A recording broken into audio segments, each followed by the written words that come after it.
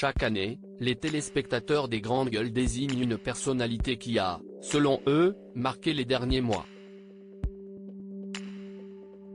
L'émission d'actualité, diffusée en simultané à la radio et sur la chaîne RMC Story, évoque des sujets de société et organise des débats autour de ces thématiques, menant bien souvent à des coups de gueule de la part des éditorialistes voire des altercations entre eux.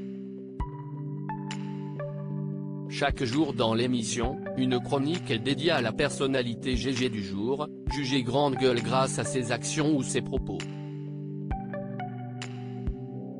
Et bien le même prix existe à l'échelle annuelle. Là où le choix quotidien est habituellement fait par l'équipe rédactionnelle de l'émission, ce choix annuel revient aux fidèles du programme.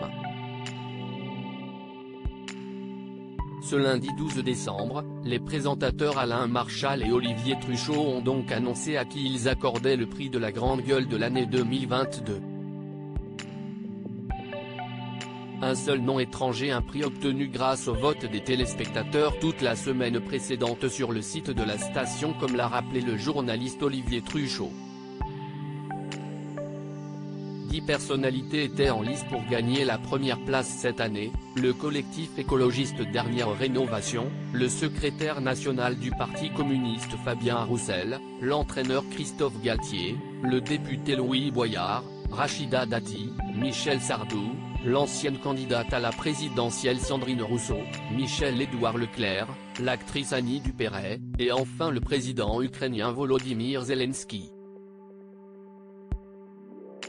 Si sur le plateau, seul Charles Consigny avait choisi de désigner ce dernier comme personnalité grande gueule de l'année, si est finalement lui, le seul nom français de cette liste, qui a été choisi par les téléspectateurs. Un trophée pour celui qui incarne la résistance. Trophée à l'appui, Alain Marchal donc dévoilé le nom du dirigeant qui fait face à une guerre avec l'invasion de son pays par la Russie depuis bientôt 10 mois.